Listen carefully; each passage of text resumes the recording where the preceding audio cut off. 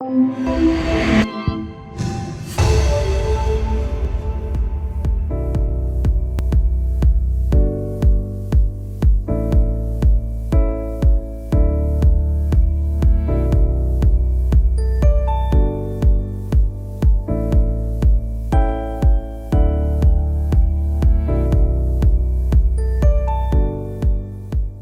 últimas elecciones presidenciales y congresales han puesto en evidencia un alto antagonismo entre diferentes grupos políticos, ¿no?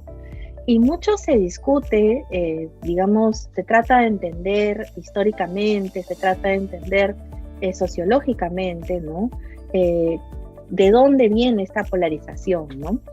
Hay poca reflexión en torno a cómo pasamos de ser una sociedad que entre 1980 y el año 2000 vivió un periodo de aguda crisis política debido a la insurgencia de Sendero Luminoso y de otros grupos armados y la represión desde el Estado, ¿no es así? Entonces hay muy poca reflexión sobre cómo este periodo de alguna manera sigue marcándonos como sociedad, ¿no? Carlos Iván de Gregori, por ejemplo, escribía que somos una sociedad, Perú es una sociedad post-conflicto, pero que nunca llegó a aterrizar ni resolver problemas derivados de ese periodo, ¿no?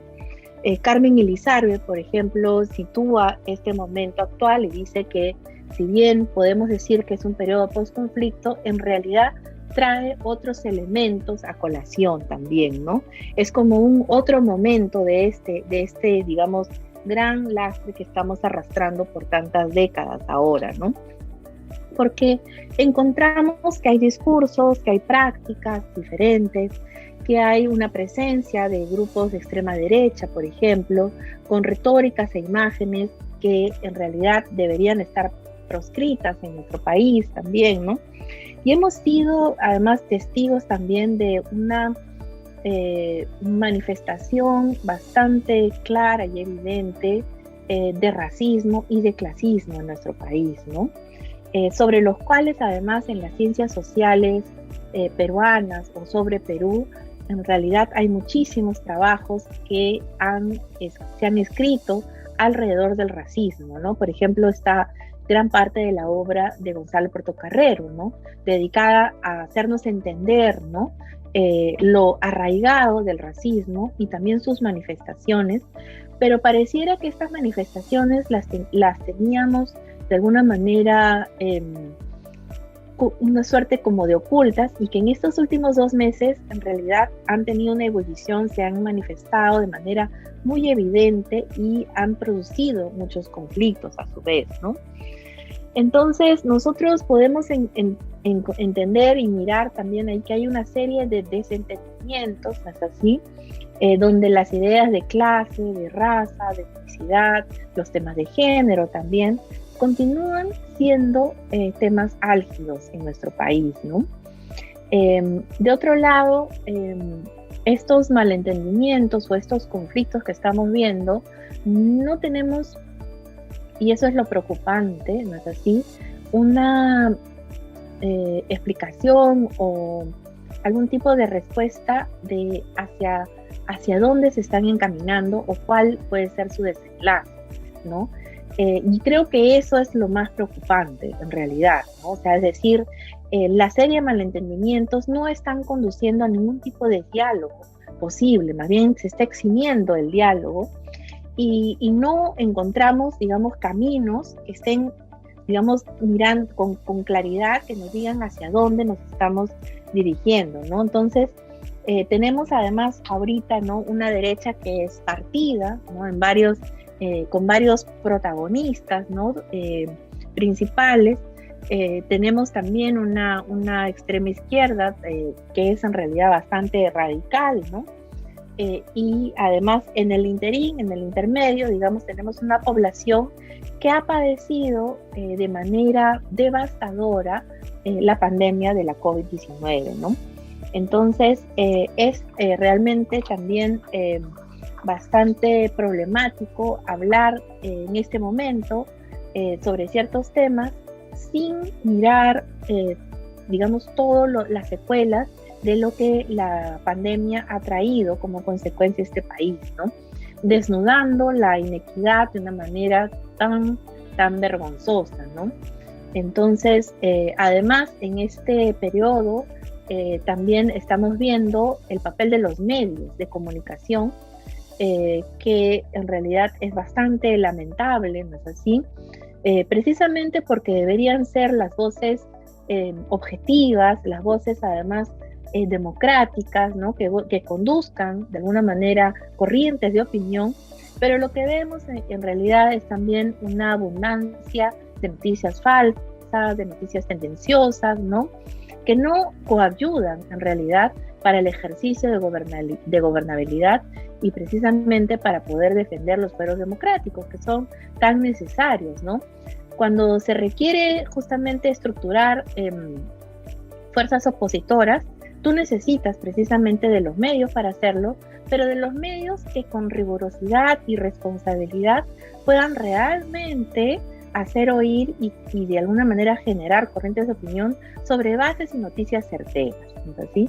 Y eso, digamos, es lo que hemos también perdido en estos últimos meses, ¿no? Parecen, en muchas medidas, en algunos momentos se han comparado la situación de los medios actuales con lo que fueron los medios de mediados de los años de la década de los 90, durante el gobierno de Alberto Fujimori, ¿no?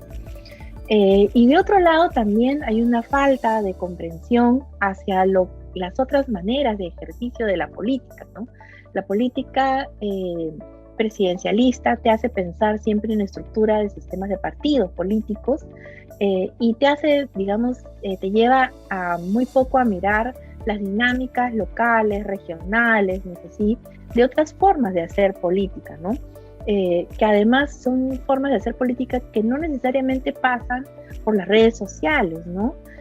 Acá, digamos, en Lima, sobre todo, se ha generado muchas corrientes de opinión alrededor y desde las redes sociales, desatendiendo que en realidad la conectividad no es la misma en todo el país, menos a nivel nacional, donde sigue haciéndose política de boca a boca, de puerta a puerta, ¿sí? En plazas, ¿no?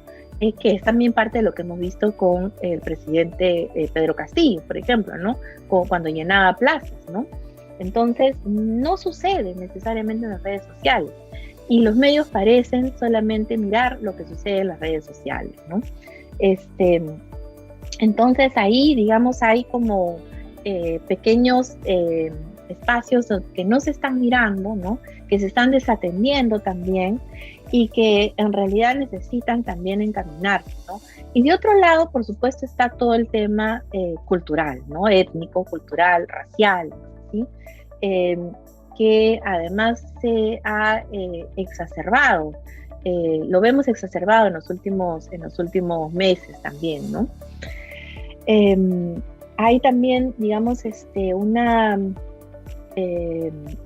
discrepancias muy serias también, que es lo que noto entre los discursos, digamos, y que en realidad también han sido parte de lo que la pandemia ha dejado, ¿no? Desde el Estado, estos discursos del sálvese quien pueda, mucho más individualistas, ¿no es así? Mientras que las respuestas desde la sociedad en muchos casos fueron implementación de protocolos comunitarios, respuestas de ollas comunes y formas de organización colectiva, ¿no es así? Entonces, lo colectivo también emerge, digamos, y aparece en escena, y es poco contemplado en la manera como desde allí también se está haciendo política, ¿no? Y una política que es distinta, que además está más en búsqueda de reconocimientos, de reivindicaciones, de agendas muy particulares también, que tienen intereses desde reivindicaciones étnicas, sociales también, ¿no? Entonces, ahí hay una serie de espacios también que atender y que mirar, ¿no? Y de aprendizajes que no estamos viendo, ¿no? La discusión actual de tratar de crear esa tensión entre Lima y sus provincias, o entre Lima y las regiones, entre la extrema derecha y los grupos muy conservadores de derecha, y todo el resto del país, ¿no? Deja además sin, digamos, una apreciación crítica hacia la historia, ¿no? Que debería estar presente, ¿no? No se contextualiza mucho de la discusión política actual, no hay una contextualización histórica o socioeconómica tampoco, ¿no? Hay muchas reflexiones, digamos, que se hacen, que terminan siendo muy superficiales y que en realidad tampoco ayudan en términos de poder mirarnos como país, como una comunidad mayor, ¿no? Y creo que hasta aquí me quedaría. Gracias.